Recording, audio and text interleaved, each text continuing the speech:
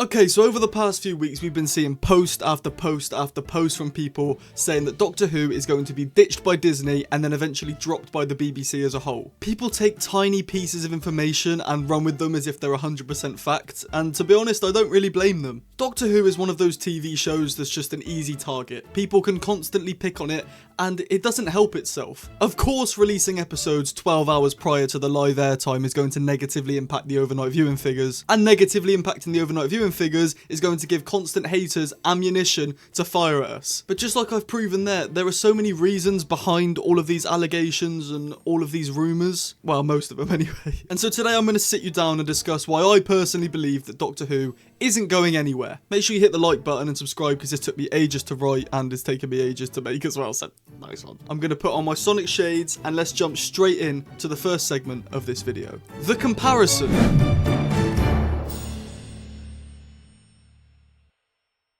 So let's start with comparing the show's past to present day now. Now this is a very risky road because during 2005 to 2010, which was Russell T Davies' first run, Doctor Who was one of the most popular shows on the most popular British TV channel on the most popular time slot, with a child fan base who were gagging to come back each week and see their favourite two-hearted alien uncle in action. Whereas now, kids have YouTube, loads of streaming sites with hundreds of films and TV shows on demand whenever they want it. Why would they tune into Doctor Who when, let's be real, kids nowadays, they like fast-paced, in-your-face, straight-up, constant dopamine entertainment rather than a story-driven, scary sci-fi drama. But sure, yeah, the new generation might not like it, but the BBC can always count on us to come back, the OG fans, that will always come back, right? What do you mean? Oh yeah, we all sort of grew up. Majority of 2008 Doctor Who fans have gone, and they have no interest in anything to do with the show that isn't David Tennant. And I know this because I was one of them. When Jodie Whittaker was announced to be the 13th Doctor, I officially retired as a Doctor Who fan. Was it because I was 15 and sexism was deemed cool back then? Actually, no, because I didn't give up straight away. Yeah, I might have gone in with a closed mind, but I definitely watched Jodie's first series. Okay, well, I dabbled, but I watched majority of Jodie's first series, and I was just immediately annoyed. I felt the show had been ruined, but then it hit the news feed. Sex education star Ncuti Gatwa is joining the TARDIS in the role of the, at the time, 14th Doctor. This is my live reaction. Oh my god, it's Eric from Sex Education. I know who he is. Let's watch Doctor Who again. And something deep within me says that maybe if it was a different actor who I wasn't familiar with, I might have never come back to the show. But I don't like the thought of that world, so we're just going to leave that there and I'm going to get back to the point. People who were like me and switched off with Jodie and didn't know Ncuti and didn't come back to Doctor Who, they're the people that now like to hate on it because they've got the good memories of when they were a kid and they see teaser trailers and think, oh, this is rubbish. This is just a very long story to basically prove that I know what I'm talking about because I once was one of these people and I never go back there. So majority of the hate comments you see on social media are probably people who left in 2017 and dare not look back. So with the old kids gone and the new kids having Mr. Beast to care about, the BBC are totally screwed. But guess what? They knew this, and guess what else?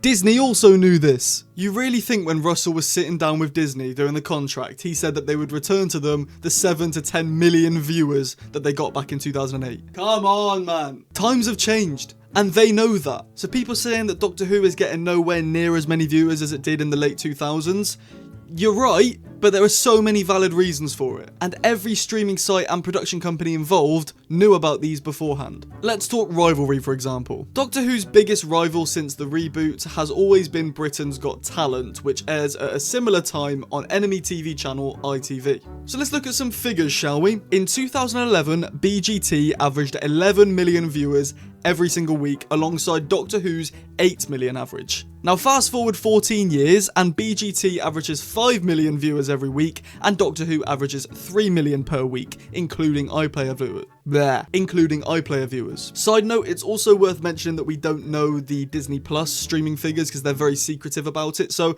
there's probably at least a few 100,000, I'd like to think, people that watch on Disney Plus that don't count towards these figures at all. So there you go, the percentage between these two TV shows stays roughly the same. And it's not just Doctor Who that's taken a plummet, it's all of TV. Let's also just air out the fact that in opening week, Doctor Who was BBC's second most viewed drama behind EastEnders, of course. This is pretty big. So ask yourself this question. Why on earth would the BBC cancel their second most viewed drama? Simply because it's not doing as good as it was 20 years ago? Due to complete reasons out of their control? Like, when all the things are laid out in front of you, it's hard to see the other side of it getting cancelled. If anyone has any counter arguments to these, please do comment them down below. I'd love to have a little discussion with you, but please be respectful. Don't shout at me. Don't call me names. Let's not argue. Let's just discuss. But for now, let's move on to the next segment, streaming.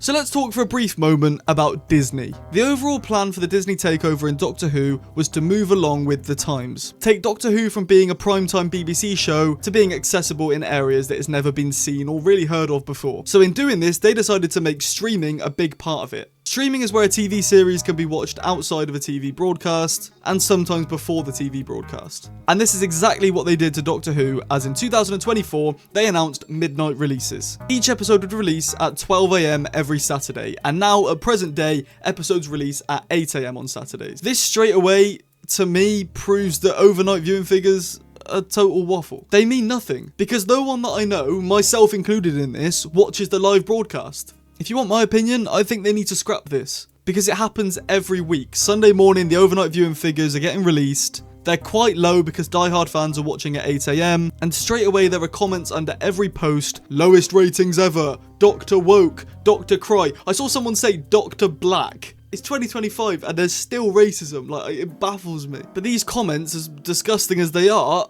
like, the BBC are pretty much just asking for it. It's constantly doing itself in, making itself an easy target. But they obviously don't care about overnight figures, as Doctor Who is basically just a streaming show now, like I've mentioned already. And to be honest, we shouldn't care about overnight viewing figures either. It's just annoying when the haters think they're right and they don't know all of the background information, and we shouldn't have to be the ones defending the show. That should lie solely on the BBC and maybe Disney. Now, speaking of Disney, let's find out if they want to stay.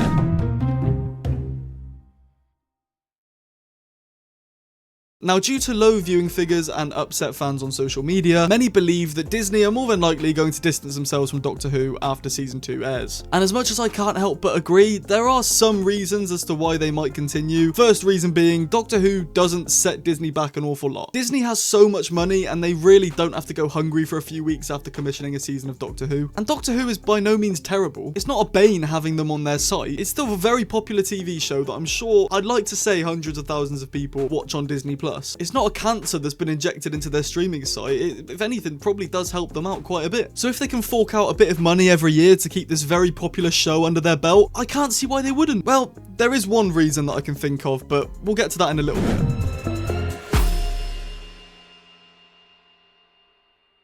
Okay, in this situation, let's say worst case scenario, Disney pull out. What's next? Well, in my head, it's simple. BBC will just go back to making it, or they'll find another streaming site that wants to take it on board instead. But there's a whole other video in that, which I might make at some point. So yeah, BBC could just go back to making it. As I've stated, it's already a hit TV show of theirs, being their biggest primetime show last week, and 5th overall across TV channels, just being beaten by BGT, which has always beaten it, and the 1% Club over on rival TV channel ITV. So in my head, it's simple. Doctor Who is still doing well for the BBC, so they will just continue to do it. They've managed for 45 odd years, so there is no possible reason in my head why they would stop making the show. Well, besides one reason, but like I say, we'll get to that in a minute.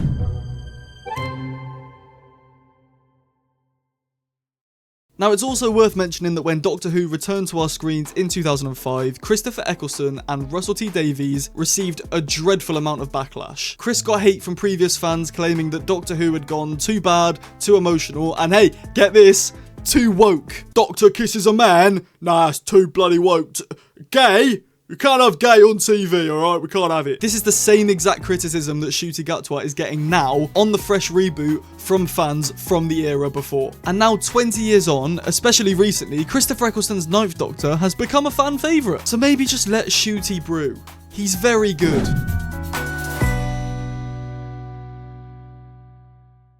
Okay, overarching story over, it's time for the finale. The big reason to why the show might wind up dead. Are you ready? It's really not that interesting. It's just simple fan reception. Constant trolling online and disappointed fans. Every teaser or trailer posted has tens or hundreds of comments saying, Dr. Woke, ruin the best show ever, bring back David Tennant.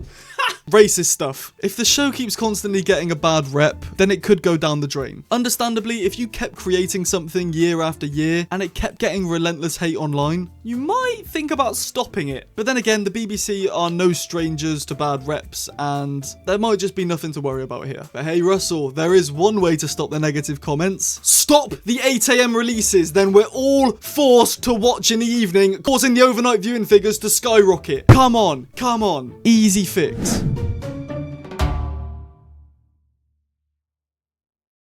So that's it. Again, if you agree, that's fine. Let me know in the comments, but please be respectful and don't shout at me. I think it's safe to say that we won't be getting any Doctor Who next year, due to Disney not making a decision on whether or not they're going to commission it yet. But we do have the spin-off The War Between the Land and the Sea airing later this year or early next year, and that'll hopefully fill the gap between Doctor Who seasons. It's also unclear to us at the minute if ncuti Gatwa is staying in his role as the 15th Doctor, which I really hope he is, but we don't know yet. Time will tell. We've only got a few weeks to go until we know. So yeah, probably no Doctor Who next year, but can I see the show going anywhere for good?